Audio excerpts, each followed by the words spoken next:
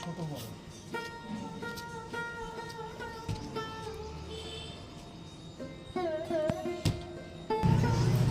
আচ্ছা, আমরা এসেছি গণেশবাবুর বাড়িতে, চন্দননগর। যে খেলনাগুলো তোমরা দেখলে সেই খেলনাগুলোর কিন্তু জনক উনি। সরি, এখন গণেশবাবুর মুখ থেকেই শুনবো জিনিসগুলো কি।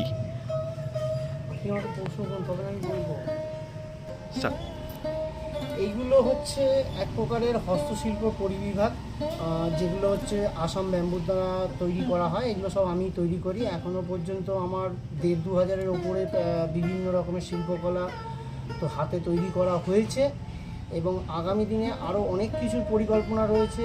যেমন এটা আমার 19 বছরের ব্যবসা চলছে, 19 বছর রানিং চলছে আর কি।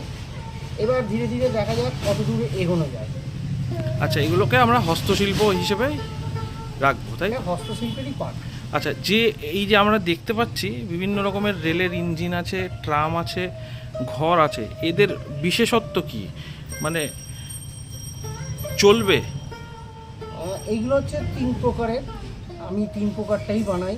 একটা হচ্ছে জাস্ট মানে শোপিস হিসাবে, মানে আপনি বাড়িতে সাজিয়ে রাখতে পারেন। যেমন এই দুটি, এটা হচ্ছে বড় সংস্করণ, আর এটা হচ্ছে এরই ছোট সংস্করণ। আচ্ছা, পার্থক্য দামের। আচ্ছা, এবার এইরকম বহু রকমের জিনিস আছে যেগুলো ছোট। এইগুলো হচ্ছে 48 সেন্টিমিটারের মধ্যে। এইগুলো হচ্ছে মানে যারা ভারতীয় রেলকে ভালোবাসেন, সংগ্রহ করতে চান, এইগুলো হচ্ছে সবার জন্য সহজসাধ্য এবং খুবই কম দামে বিক্রি করা হয়। আচ্ছা, এইগুলোর এবার প্রথমেই বলেছিলাম যে 3 রকম হিসেবে আমি বানাই। এক হচ্ছে এটা নর্মাল শোপিস, দ্বিতীয় হচ্ছে এমনি চলবে, এবং এর মধ্যে যদি আমি ব্যাটারি সিস্টেম করিয়ে দিই তাহলেও চলবে। আরেকটি আছে ইলেকট্রিক পন্থার, মাত্র বৈদ্যুতিক প্রথার মাধ্যমে, যেখানে হস্তশিল্পের সাথে যন্ত্রাংশের সংযোগ ঘটিয়ে বিদ্যুতের মাধ্যম দিয়ে এটি চলবে। যেমন সদ্য আমি বালুরঘাটে 2টি প্রজেক্ট করে এসেছি রেস্টুরেন্টে। এই রেল ইঞ্জিন, এটা হচ্ছে 677 সিসি। এটা হচ্ছে গ্লাসগো মডেল। 119 বছর আগে ভারতবর্ষে কোনো এক সময় এই রেল ইঞ্জিনটি চলতো। এই রেল ইঞ্জিনটির 2টি কপি, মানে 2টি রেল ইঞ্জিন এখন বর্তমানে আপনার বালুরঘাট রোবট রেস্টুরেন্টে খাবার পরিবেশন করবার ভূমিকা পালন করছে। আচ্ছা, আর বাকি যে এই সাদা ইঞ্জিনটার কথাই বলুন একটু। এটা হচ্ছে WAP7, এটা হচ্ছে শোপিস, আর এটা হচ্ছে WDG। একটু হাতে নিয়ে দর্শক বন্ধুদের দেখাবেন। এটা হচ্ছে WDG 4G। হ্যাঁ, WDG 4G। এটা হচ্ছে মালগাড়ি টানে। এটা হচ্ছে একদম সদ্য নতুন আপডেট মডেল। আচ্ছা, এটা সম্বন্ধে তো পড়িয়ে দিয়েছি। এটাই হচ্ছে WDP4D ডিজেল ইঞ্জিন। আচ্ছা, এটা এখন বর্তমানে চলতে দেখা যায় না। এটা হিসেব মতন এখন সংগ্রহশালায় গচ্ছিত। আচ্ছা, এটি হচ্ছে কলকাতার বিলুপ্ত হয়ে যাওয়ার মুখেই রয়েছে আর কি বলা যায়, কলকাতার ট্রাম, যেটা আমরা মানে আমাদের ছোটোবেলার অতীতে এটা কোনো এক সময় চলতো। সেই সময় মানে রমরমাভাবেই চলতো। এখন বর্তমানে সংখ্যালঘুতে গিয়ে দাঁড়িয়েছে।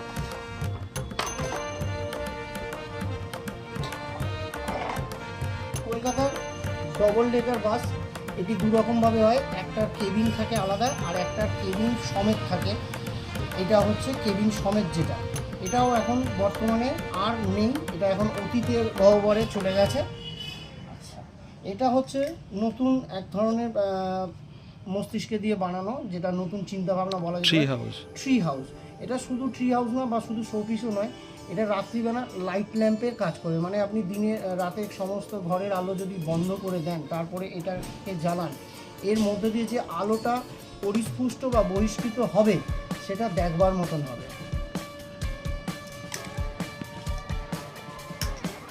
আচ্ছা গণেশবাবু, আপনার যেটা শুনলাম যে রেলওয়ে সম্পর্কে তো আপনার অগাধ নলেজ, ইঞ্জিন সম্পর্কে আপনি আমাদের অনেক কিছু জানালেন, যেটা সাধারণ মানুষের কাছে থাকার সম্ভাবনা প্রায় নেই বললেই চলে।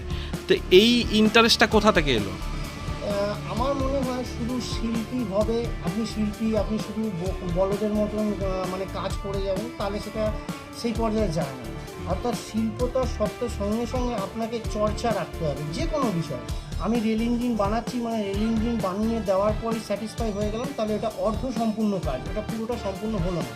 আমাকে সেই রেল ইঞ্জিনটার সময় ইতিহাস জানতে হবে, কলকবজার কিছু নামকরণ জানতে হবে, তবেই কিন্তু সাথে শিল্পী মানে শুধু কাজ করে গেলে হবে না। যেরকম যে কোনো বিষয়ে কাজ করতে গেলে তার সঙ্গে মানে খুব কম করে না হলেও তথ্য জানাটা অত্যন্ত জরুরি। তবে আপনি সব জায়গায় মানে মানুষের সাথে মন খুলে কথা বলতে পারবেন নিজের সৃষ্টি করার সময়। ধন্যবাদ গণেশবাবু স্বপ্ন অমূল্য সময় দেওয়ার জন্য, এবং দর্শক বন্ধুদের কাছে অনুরোধ রাখবো যে তারাও এসে এই শিল্পকর্মগুলো দেখুন আপনারা, এবং চেষ্টা করবেন মানুষটিকে সাহায্য করার, কিভাবে না জিনিসটিকে যদি বাড়িতে নিয়ে গিয়ে সাজানো রাখা যায়। ধন্যবাদ গণেশবাবু।